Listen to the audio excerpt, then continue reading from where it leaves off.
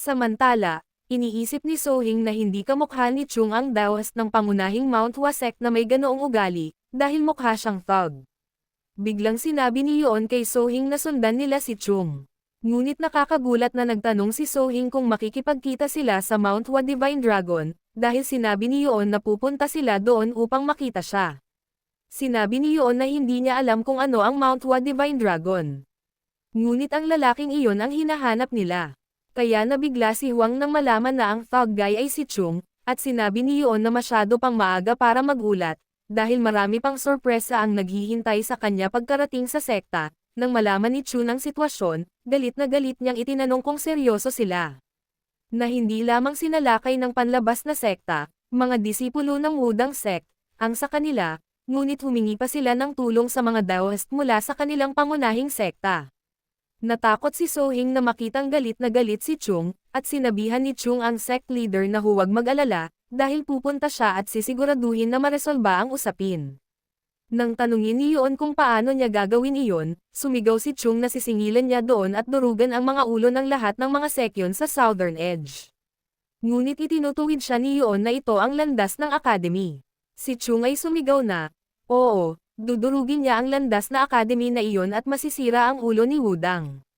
Galit na sinabi ni Chung na gagawin niya ito upang hindi na sila muling tumuntong sa Nanyang sa pamamagitan ng pagsunog sa kanilang Academy. Tinawag ni Yoon si Chung na baliw at sinabi sa kanya na ang Path Academy ay isang Daoist Academy. Ngunit sinagot ni Chung na hindi mahalaga at tinanong kung sa palagay ni Yoon ay hindi maaaring masunog ang isang Daoist Academy.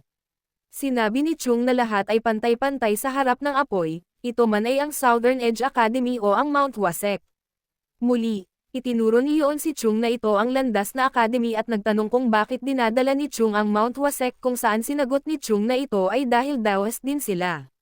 Samantala, tinanong ng sect leader ang iba kung okay lang ba talaga sa kanila na ipadala si Chung, kung saan, sumagot si Anggam na kailangan nilang isaalang-alang iyon.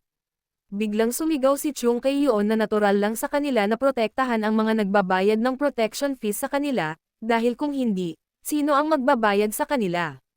Sinabi ni Yoon kay Chung na huwag tawagin ang perang iyon bilang bayad sa proteksyon at tawagin itong pondo o kung ano paman, ngunit sinabi ni Chung na ito ay pareho.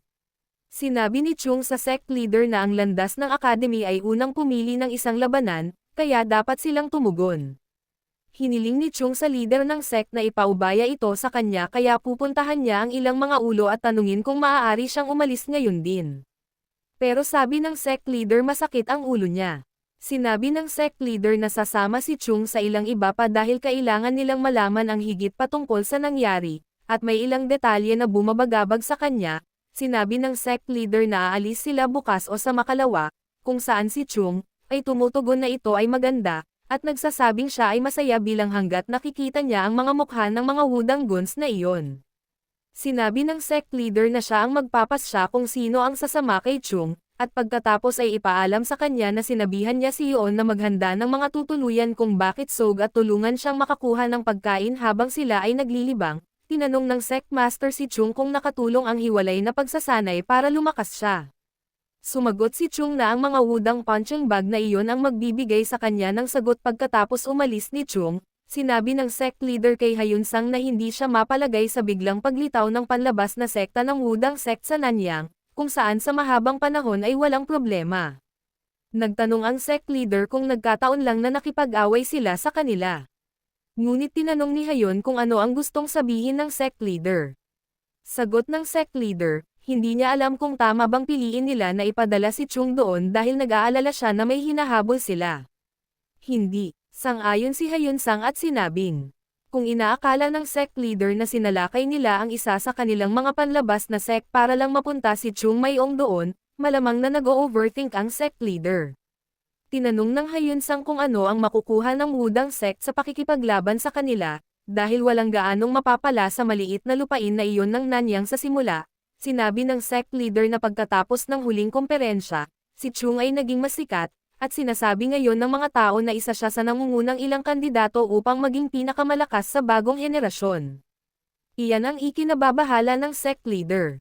At ang sabi sa palayaw ni Chung, ang Mount Hua Divine Dragon ay masyadong exaggerated at kapansin-pansin.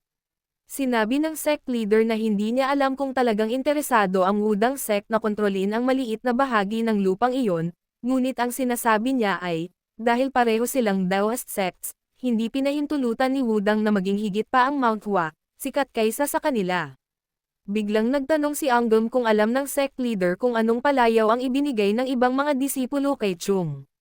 Tinanong ng sect leader kung ano ang sinagot ni Anggam, ito ay Mount Hua Mad Dog. Biglang sabi ni An-M, since Mad Dog sounds a little exaggerative, they should settle on the mabangis na aso. Ngunit iniisip ng sect leader na sinasabi pa rin na aso si Chung, at nagtataka kung bakit hindi sila makagamit ng ibang salita. Ang sabi ni Anggam, gaya ng alam ng sect leader, ang kanilang mga disipulo ay nagsisikap ng husto sa nakalipas na taon, kaya kahit ang Wudang sect o Shaolin ay hindi makakababa sa kanila. Ngayon, sinabi ni Anggam na sa lahat ng kanilang mga disipulo, si Chung Mayong ay mas espesyal, at ang mga naglalakas loob na hamanin ang Mount Hua Divine Dragon, nang hindi gaanong nag-iisip ay mauunawaan kung bakit ibinigay ang pangalang iyon kay Chung. Sinabi ni Anggam sa leader ng sect na kailangan nilang panatilihing kontrolado si Chung Mayong, at sinabing may ilang tao siyang nasa isip na samahan si Chung. Sa kabilang banda, nang makita ni Sohing si Chung na kumakain na parang gutom na aso, iniisip niya kung ang lahat ng mga chismis ay hindi totoo, at kung ang Mount Hua Divine Dragon ay kumakain ng napakagulo kaya naisip ni Hayong na mas kapanipaniwala kung si Yoon ang Mount Hua Divine Dragon. Biglang nagtanong si Chung kung nagsasanay sila ng husto sa kanyang kawalan, na ikinagalit ng ibang mga disipulo, dahil sa wakas ay nakakuha sila ng 3 buwang matiis na wala si Chung, ngunit tinawag siya ni Yoon ng maaga. Sumagot si Yoon kay Chung na lahat ay nagsanay ng husto sa kanyang kawalan, ngunit sinabi ni Chung na kailangan niyang makita mismo ang mga resulta ng kanilang pagsusumikap. Agad na inilihis ni Yoon ang atensyon ni Chung sa pamamagitan ng pagpapaalala sa kanya na mas mahalaga ang usapin sa Hua Shadow Sect, at sumang-ayon si Chung na mas mahalaga ang pagdurog sa Wudang Sect. Biglang nagtanong si Chung kung kailan sila aalis, na sinagot ni Yoon na sinabi ng sect leader na dapat silang umalis bukas ng umaga. Sabi ni Yoon, dahil mas maaga ito kaysa sa orihinal na sinabi ng pinuno, ang sitwasyon ay dapat na mas apurahan kaysa sa inaasahan. Sinabi ni Yoon kung tapos na si Chung sa pagkain, dapat siyang bumalik at iimpake ang kanyang mga bagahe, dahil kailangan nilang makaalis kaagad. Pagkatapos ng lahat, sa pag-alis ni Chung, lahat ng nasa dining hall ay nakahinga ng maluwag, dahil akala nila ay mabubugbog sila. Si Sohing ay nalilito nang makitang ang lahat ay natatakot kay Chung, at nagtataka kung si Chung ay hindi ang pinakabata sa kanilang lahat. Sohing thinks hindi lamang basta-basta nagsasalita si Chung sa lahat, ngunit maging ang mga nakatatanda ay maingat sa kung paano sila kumilos sa paligid niya. Biglang sinabi ni Yoon kay Sohing na huwag mag-abala subukang unawain ang sitwasyong ito, dahil malapit na niyang mauunawaan ang lahat, kahit na gusto niya. Kinaumagahan, handa na sila para sa pag-alis, at sinabi ni Sohing na kailangan nilang umalis kaagad upang makarating sila doon sa tamang oras. Sinabi ni Yoon kay Sohing na huwag mag-alala, dahil lahat ay magtitipon sa oras. At biglang, nakita ni Gul si Baekchun na dumating. Habang nakikita ni Sohing si Baekchun, naalala niya na si Baekchun ang nanguna sa mga disipulo sa Jangho para sakupin ang mga tulisan at iligtas ang maraming tao. Humanga si Sohing nang makita ang matuwid na espada ng Mount Hua Sect. At sa tingin niya, heroic talaga ang vibes na ibinibigay ni Baek. Bigla, nang tanungin ni Yoon kung nakatulog ba si Baek kagabi, sinigawan niya si Yoon at tinanong kung magkakaroon ba si Yoon kung siya. Si Baek ay sumigaw na ito ay sapat na masama na si Chung ay bumalik, ngunit ngayon ay kailangan niyang maglakbay sa Jangho kasama niya. Tinanong ni Baek kung ano ang ginawa niyang mali sa Earth, at kailangan niyang pagdaanan ito. Biglang napansin ni Baek si Sohing at tinanong niya kung sino siya na sinagot niya, siya ay mula sa Hua Shadow Sect. Sasabihin na sana ni Sohing ang kanyang pangalan, ngunit nagulat siya nang lumitaw siya sa likuran niya, at nagtataka siya nang bigla itong nasa likuran niya. Napagtanto ni Sohing na siya ay maganda, at sa kabila ng kanyang malamig na ekspresyon, siya ay mukhang kamangha-mangha. Nararamdaman ni Sohing na ito ay isang natatanging sitwasyon na napakaraming tao sa sekta, ngunit lahat ng taong nakilala niya ay nakadarama ng kakaiba. Gayunpaman, sa palagay niya ay mayroong isang tao na hihigit sa kanilang lahat. At biglang dumating si Chung doon. Gaya ng sabi ni Chung, maaga silang lahat. Galit na galit ang nararamdaman nila dahil ayaw nilang mag-overwork. Tinanong ni Chung kung pupunta si Beck na sinagot niya, sasama siya sa kanila. At sinabi ni Chung na naiintindihan niya kung bakit pupunta si Beck, ngunit nagtatanong siya kung bakit pupunta si Aisel. Biglang dumating ang sect leader doon, at habang tinatanong niya kung nandito ang lahat, agad silang nagbigay galang sa kanya. Sabi ng sect leader na alam niya. Nag-aalala si Sohing sa maraming bagay, ngunit lahat ito ay mga mapagkakatiwalaang tao sa loob ng kanilang sekta, sigurado si Sohing na malaki ang maitutulong nila sa kanya. Kaya salamat sa sect leader para sa kanyang tulong sa mga mahirap na oras, at sinabi ng sect leader kay Baekchun na pamunuan sila ng maayos, dahil nagtitiwala siya sa kanya.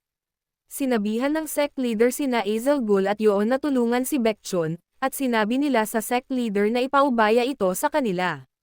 Panghuli, sinabihan ng sect leader si Chung na huwag magdulot ng anumang gulo.